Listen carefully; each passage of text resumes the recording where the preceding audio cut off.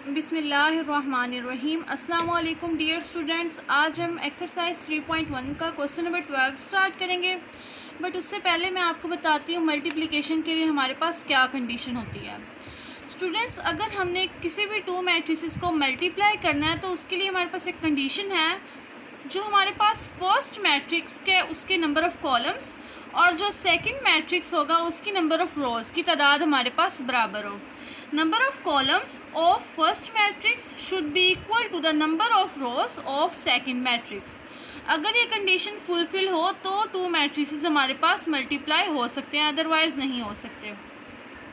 Students, अगर ये condition fulfil हो जाए तो हमारे पास इन दो मैट्रिसेस को मल्टीप्लाई करने के बाद एक रिजल्टेंट मैट्रिक्स आता है, तो उसका कोई ना कोई ऑर्डर होगा हमारे पास। तो जो रिजल्टेंट मैट्रिक्स है उसका ऑर्डर हमारे पास क्या होता है स्टूडेंट्स? उसका होता है number of rows of first matrix and number of columns of second matrix. जो रिजल्टेंट मैट्रिक्स आएगा उसकी नंबर ऑफ़ रोज़ होंगी किसकी? फर्स्ट मैट्रिक्स की जितनी नंबर ऑफ़ रोज़ हैं उतनी ही रिजल्टेंट की नंबर ऑफ़ रोज़ होंगी, और जो रिजल्टेंट मैट्रिक्स आएगा उसके नंबर ऑफ़ कॉलम्स कितने होंगे? जितने सेकंड मैट्रिक्स के हमारे पास नंबर ऑफ़ कॉलम्स होंगे। यहाँ पे एक एग्जांपल देखें। हमारे पास सपोज कर लेते हैं ए मैट्रिक्स था, A B C D general हम लोग ले रहे हैं, और बी मैट्रिक्स है ई एफ जी एच। इसका ऑर्डर 2x2 है, इसका ऑर्डर भी 2x2 है। अगर मैंने इन दोनों का प्रोडक्ट लेना है A B is equal to, मैंने इनकी वैल्यूज़ यहाँ पे पुट कर दी है। अब देखें, इसका ऑर्डर है 2x2, इसका ऑर्डर भी 2x2 है। तो मल्टीप्लिकेशन के लिए हम लोगों ने कंडीशन देखनी थी, वो क्या थी? फर्स्ट के नंबर ऑफ़ कॉलम्स और सेकंड की नंबर ऑफ़ रोज़ इक्वल हों। तो फर्स्ट के नंबर ऑफ़ कॉलम 2 है, फर्स्ट सेकंड की नंबर ऑफ़ रोज़ भी 2 है। इसका मतलब है ये दोनों मल्टीप्लाई हो सकते हैं। स्टूडेंट्स, ठीक है, मान लेते हैं ये मल्टीप्लाई हो जाते हैं, लेकिन इनको जब हम लोग मल्टीप्लाई करेंगे तो हमारे पास कोई ना कोई रिजल्टेंट मैट्रिक्स आएगा। उस रिजल्टेंट मैट्रिक्स का भी हमारे पास कोई ना कोई ऑर्डर होगा। तो उसका ऑर्डर क्या होता है हमारे पास? मैंने आपको ऊपर लिख के बताया। उसमें होता है नंबर ऑफ़ रोज़ फर्स्ट की, और सेकंड के जितने नंबर ऑफ़ कॉलम्स है उतने ही कॉलम्स होंगे रिजल्टेंट के। तो यहाँ पे जब ए बी को मल्टीप्लाई करेंगे उनका रिजल्टेंट का ऑर्डर आएगा ये, फर्स्ट की नंबर ऑफ़ रोज़ और सेकंड के नंबर ऑफ़ कॉलम्स। तो हम लोगों ने यहाँ पे ए बी को मल्टीप्लाई किया तो हमारे पास रिजल्टेंट मैट्रिक्स का ऑर्डर भी 2x2 आ गया, फर्स्ट की नंबर ऑफ़ रोज़ और सेकंड के नंबर ऑफ़ कॉलम्स। स्टूडेंट्स, अब हम लोग क्वेश्चन नंबर 12 स्टार्ट करते हैं 3.1 का। Find the matrix X if. First इसका पार्ट है x into 5 2 -2 1 is equal to -1 5 12 and 3। Students, मैं आपको कंडीशंस ऑलरेडी बता चुकी हूँ। तो जब हम लोग टू मैट्रिसेस को मल्टीप्लाई करते हैं उसमें क्या होता है? फर्स्ट के नंबर ऑफ़ कॉलम्स और सेकंड की नंबर ऑफ़ रोज़ हमारे पास इक्वल होने चाहिए। तो यहाँ पे देखिए, सेकंड की नंबर ऑफ़ रोज़ कितनी है? 2। इट मीन्स एक्स के नंबर ऑफ़ कॉलम्स कितने होंगे? 2 होंगे। तो हमें एक्स के नंबर ऑफ़ कॉलम्स पता चल गए, ये 2 हैं। अब हमें एक्स के नंबर ऑफ़ रोज़ का नहीं पता, तो वो हम लोग देख लेते हैं किस तरह। जो रिजल्टेंट मैट्रिक्स हमारे पास आता है उसमें क्या होता है? उसकी नंबर ऑफ़ रोज़ की तादाद उतनी ही होती है जितनी फर्स्ट मैट्रिक्स की नंबर ऑफ़ रोज़ होती हैं। सो यहाँ से हमें पता चल गया कि हमारे पास एक्स की नंबर ऑफ़ रोज़ भी कितनी होंगी? 2 होंगी। अब यहाँ पे मैं लेट कर लेती हूँ x is equal to A B C and D. मैंने यहाँ पे सपोज कर लिया x की वैल्यू। अब मैं ये x की वैल्यू को इसकी जगह पे रख देती हूँ। मैं यहाँ पे x की जगह पे x की वैल्यू को मैंने पुट कर दिया a b c d, जो मैंने सपोज की थी, into 5 2 -2 1 is equal to -1 5 12 and then 3। अब इन दोनों को मैं सिंपल मल्टीप्लाई कर लेती हूँ। फर्स्ट रो को लूँगी और इसको पहले फर्स्ट कॉलम के साथ, फिर सेकंड कॉलम के साथ मैं मल्टीप्लाई करूँगी। a into 5 5a, b into 2 b into -2 -2b, a into 2 2a, b into 1 plus b। उसके बाद हमारे पास सेकंड रो है, c into 5 5c, d into -2 2d, c into 2 2c, d into 1 plus d। ये मेरे पास किसके equal आ गई? -1 5 12 and then 3। Students, अब हमारे पास क्या बन गया? टू मैट्रिसेस बन गया, और वो क्या है? इक्वल है। सो इनकी करस्पॉन्डिंग एंट्रीज हमारे पास सेम होंगी। सो यहाँ से इसकी फर्स्ट एंट्री इसकी फर्स्ट एंट्री के इक्वल है। This implies 5a minus 2b is equal to -1, 2a plus b is equal to 5, 5c minus 2d is equal to 12 and 2c plus d is equal to 3। इन सारी equations को मैंने name दे दिया first, second, third and fourth. अब students इनको हम लोगों ने साइमल्टेनियसली सॉल्व करना है, जिस तरह भी आप इजीली कर सकते हैं। मैं यहाँ पे इनको साइमल्टेनियसली सॉल्व कर रही हूँ। First equation as it is मैं यहाँ पे लिखूँगी 5a minus 2b is equal to -1। अब सेकेंड इक्वेशन को 2 को मैं मल्टीप्लाई कर रही हूँ 2 से, 4a plus 2b is equal to 10। इन दोनों इक्वेशंस को जो न्यू हमारे पास आएंगी, इन दोनों को मैं ऐड कर रही हूँ, ये मेरे पास कैंसिल आउट हो गया, तो 9a is equal to 9। So a is equal to 1, a की वैल्यू हमारे पास आ गई। अब इस a की वैल्यू को मैं इक्वेशन नंबर 2 में पुट कर देती हूँ by putting a is equal to 1 in second equation. So second equation implies 2 into a की जगह पे मैंने 1 प्लेस कर दी, 1 पुट कर दिया, plus b is equal to 5, b is equal to 5 minus 2। Students b हमारे पास क्या है 5 माइनस 2, तो b की वैल्यू आ गई हमारे पास 3। थर्ड इक्वेशन को मैं एज इट इज़ लिख रही हूँ यहाँ पे 5c minus 2d is equal to 12। Fourth equation को मैं 2 से मल्टीप्लाई कर देती हूँ, 4c plus 2d is equal to 6। ये दोनों कैंसिल आउट हो गए, तो यहाँ पे हमारे पास क्या आ गया 9c is equal to 18, c is equal to 18 divided by 9। So c की वैल्यू हमारे पास क्या आ गई 2।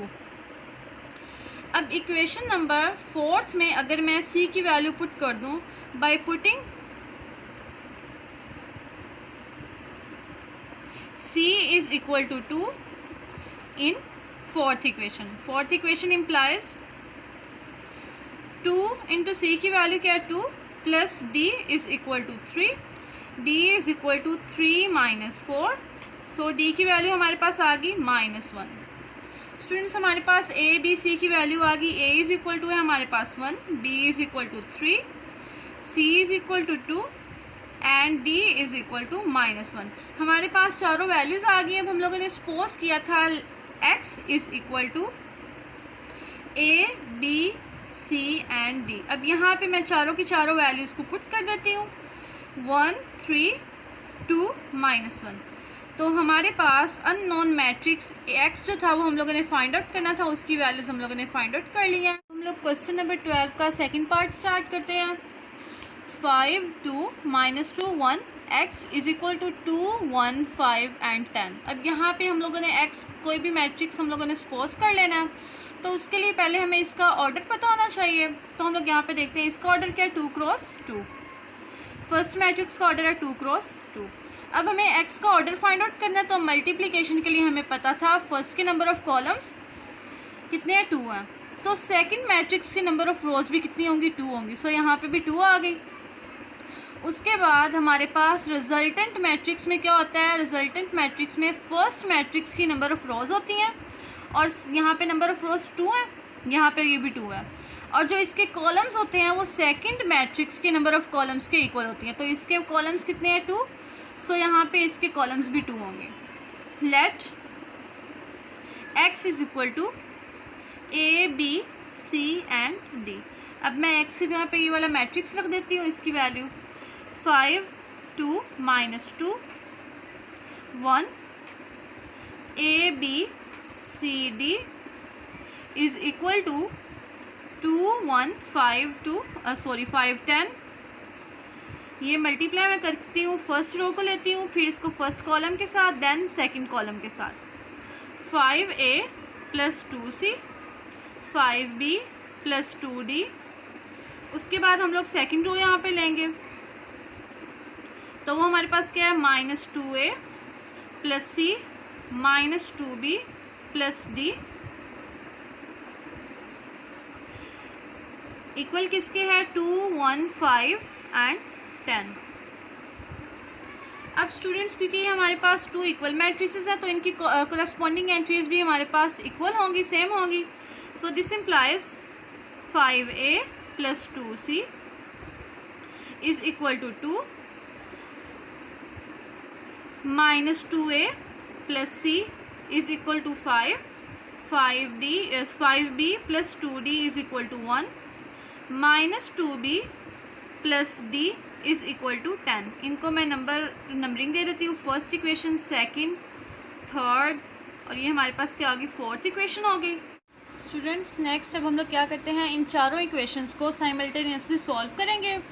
सो इनको सॉल्व करने के लिए मैं फर्स्ट इक्वेशन को 2 से मल्टीप्लाई कर देती हूँ और सेकंड इक्वेशन को मैं 5 से मल्टीप्लाई कर दूँगी।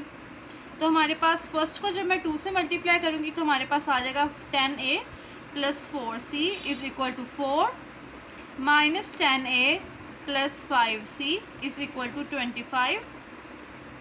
अब इन दोनों इक्वेशंस को हम लोग सिंपल ऐड कर लेते हैं, ये कट गया।